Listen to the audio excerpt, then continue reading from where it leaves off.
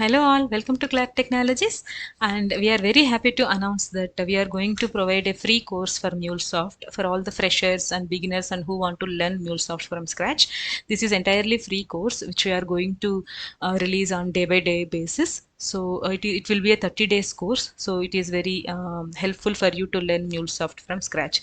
And we have explained this course with the real-time project. We have built a real-time project also. In order to explain that, we have created a couple of files and project code as well. So if you want to get those files and projects, please email us with this subject line, request to share level 1 course file. Also, we have an important announcement that we are planning to release a MuleSoft advanced level 2 course very soon. So in this course we will be discussing most of the topics of MuleSoft, which will help you very well in order to complete level 2 certification as well as to work on complex real-time projects as well. So I hope you will be enjoying that course as well. So if you want to know more details about advanced level course, please contact us via mobile or email. We will be sharing those details.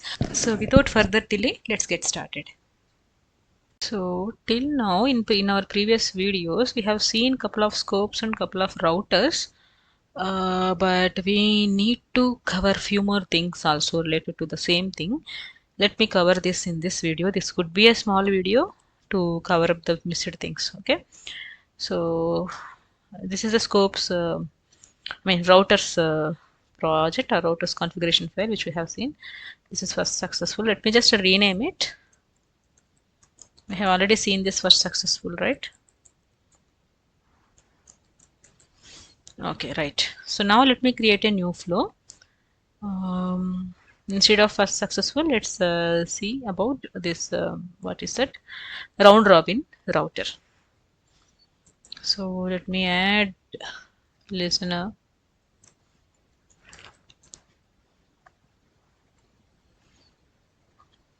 Let me rename this flow as round robin. Okay, and in this listener we can use the same listener, but path could be, you can mention round robin. So what this round robin router will do, we have seen choice router and the first successful router. So what this will do means it will segregate, or it will actually send the request. If we send first request, first route will execute. If you trigger it second time, second router will execute. If you trigger that endpoint third time, third router will execute. If you triggered for the fourth time, again first router will execute. Like that, it will send the requests or calling of that particular flow one by one. It will share the share the calls between these three routes, but it is in a round robin mechanism, like one by one, one by one, one by one. Let's see how it works. Okay, now I just copied that logger.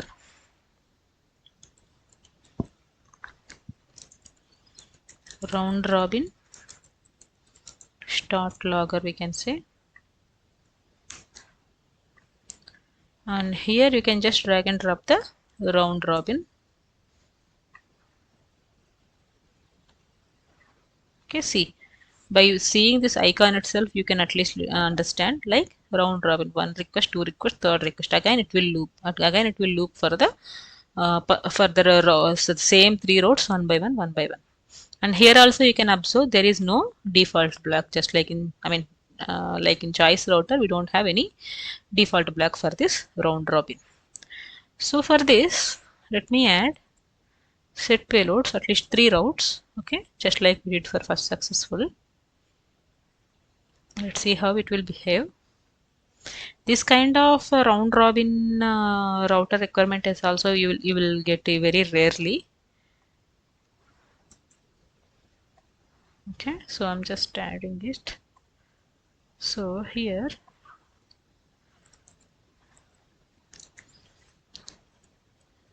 route 1, and in the payload also you can just say route 1.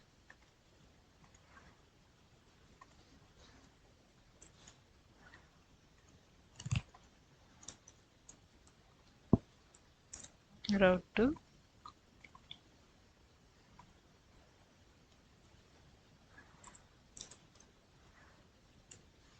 route 3. Let's see, by executing this routes, you will understand how this will behave.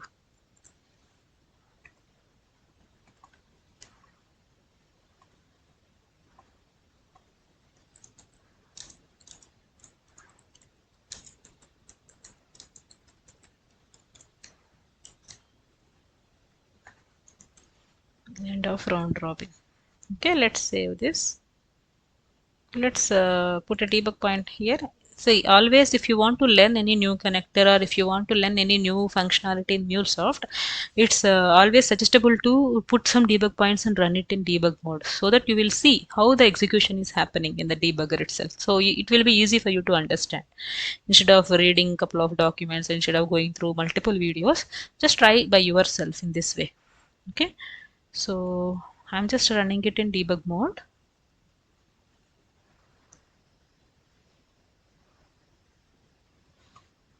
Another one, it's already running, so I just closed the another stopped the server for the previous run, and I'm just rerunning it. Okay, so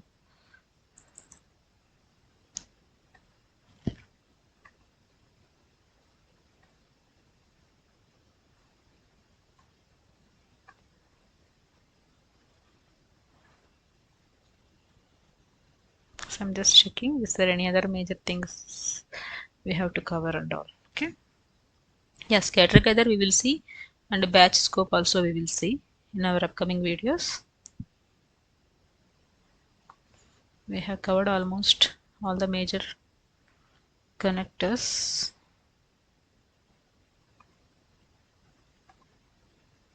Right, yeah. Now we have seen almost all major connectors or major uses. Okay, fine. Yeah, let's go to the console. Yeah, it is deployed. What is this? Here it is round robin. That is the path, right? Let me just copy this path and let's just simply trigger it without any payload, maybe.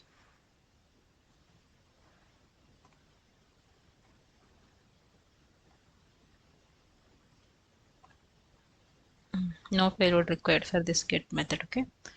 So yeah, let me just click send. It is opening now. Yeah, see, in the round robin it went here. Let's go to this debugger. It will execute by the route 1. Done, first request. Okay, so you got response like route 1. Let me trigger it second time. See, second round is getting executed. So once your application is deployed, if you are going to send as many as requests, it will segregate that request among this. I mean, it will not segregate, it will just manage or route those requests for all these 3 routes one by one. See, route 2 is your response. Let me trigger it again. Third time, third route should execute. See, third route is executing. Let me send this for the fourth time. What will happen? Again, first router will execute. Right? See, first route will execute. Like this, if you want to avoid overload of one route to manage multiple requests and all, you can just use for this round robin router. It will execute all the requests, each and every request by each and every route, one by one, like that. Okay, this kind of requirement is also very rare, but it's better you should understand or you should know how many scopes we have, how many routers we have in MuleSoft. It is very better for you, even in terms of interview point of view or even for your practice purpose also. I hope this is helpful for you. Okay.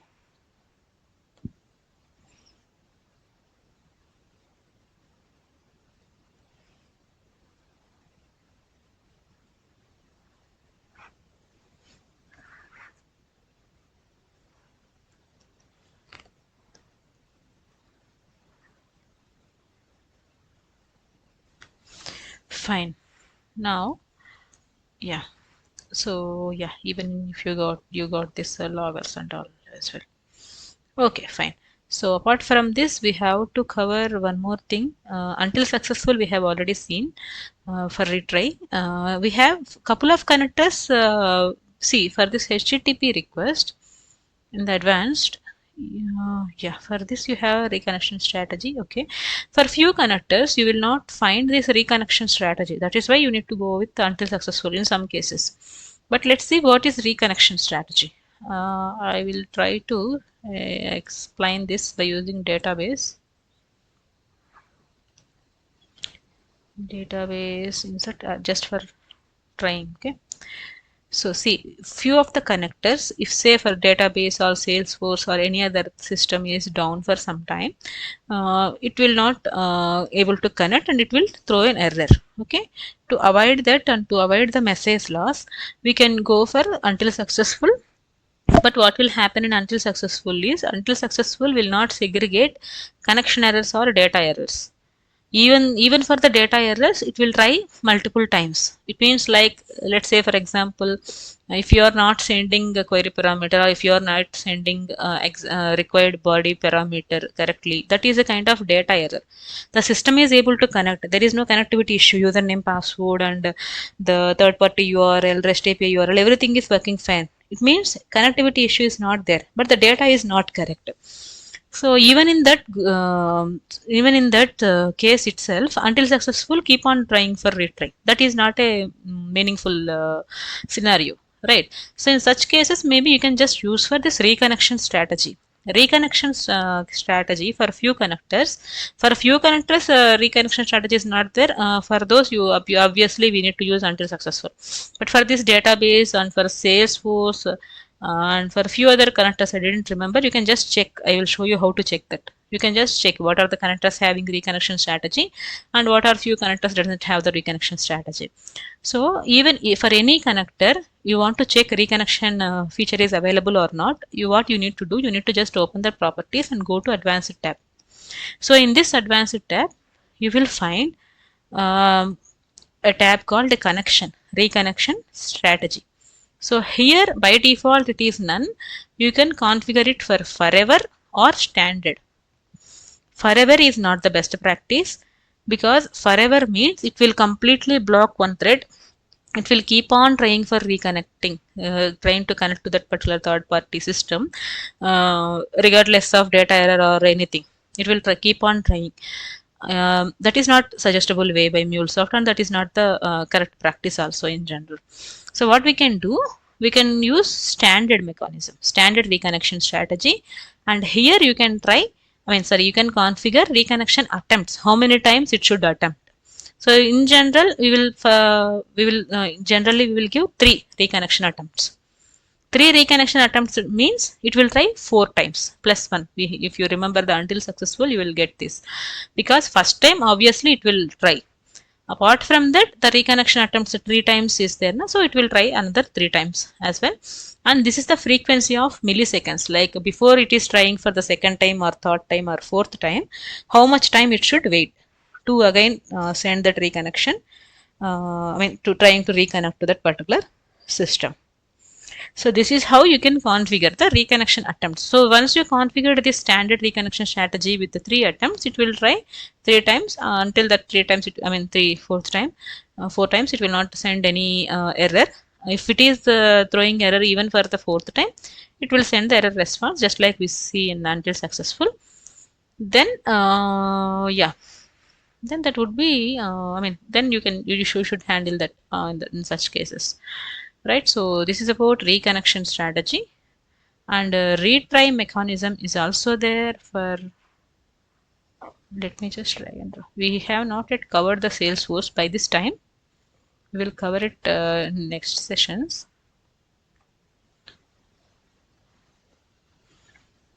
Yeah, reconnection strategy is there for Salesforce also.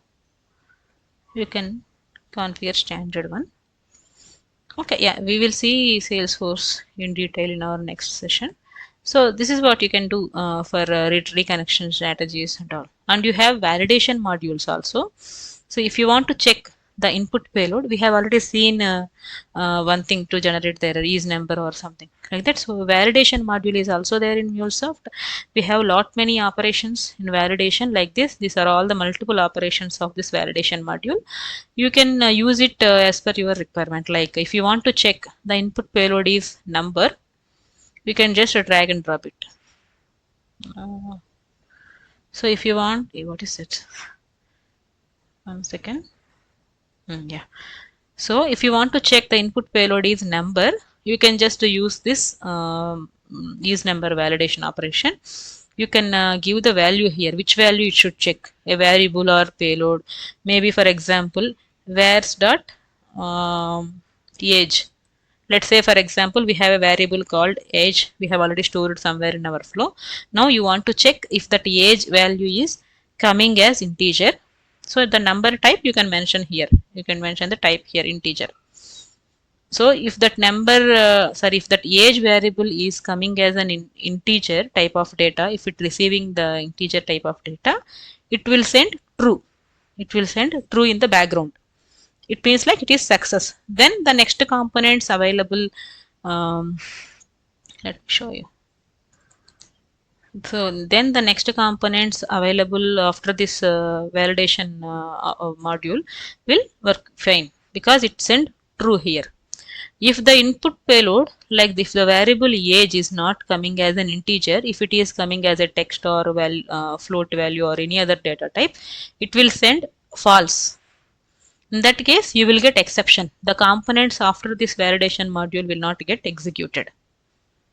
Okay, it will send error here itself. So these validation modules are useful when you want to do some filter kind of mechanisms, even in your flow itself, instead of processing everything and instead of throwing the error at the last of the end of the flow or in middle of the flow somewhere based on some situations, you can just use this validation module, the operations which are related to your particular requirement. Let's say if you want to check one mandatory field, is blank string you can use. Let's say if you have one field called what is that, email ID or maybe mobile number. We stored that mobile number in some mobile variable name. So let's say if you want to receive the mobile number mandatory for any registration. So is blank string. It means, or maybe just string, it is showing string. I just wanted to explain you some example. Or maybe instead of mobile, if you get confused, um, first name, maybe first name is string na. So first name is mandatory field, for example. So you want to receive first name value for sure. If you receive it is blank, you should not execute all the other components in your flow. So let's say if that is your requirement, you can use is blank string validation. So is blank string, I'm just checking where's dot first name. So if the where's date first name is blank string అయితే, it means like దాంట్లో మీకు ఏ value రాకపోతే, ఈ వేరియబుల్లో ఏ value మీకు రాకపోతే, that is a blank string. In that case it should throw error. If it is true, it should throw error. Error option, you can say error message, you can write we have not received value for this first name field like that. If it is false, means you received the value, so it will execute another components. So like that, based on your requirement, you can select any of these operations. So in your practice purpose, please do practice all the validation operations. By reading the name itself, it is easy for you to understand. By is empty collection, is if it is false, it is not blank string, something. So just practice all these validation operations in your POC or in your practice. This is really helpful for you if you have if you get any kind of these requirements in your projects. So this module is very helpful for you. Okay, so that's it. These are the few things I missed in previous videos. So I think this video would be little small, but it is very useful for you. Okay, so please do practice. Let's meet in another video. Thank you.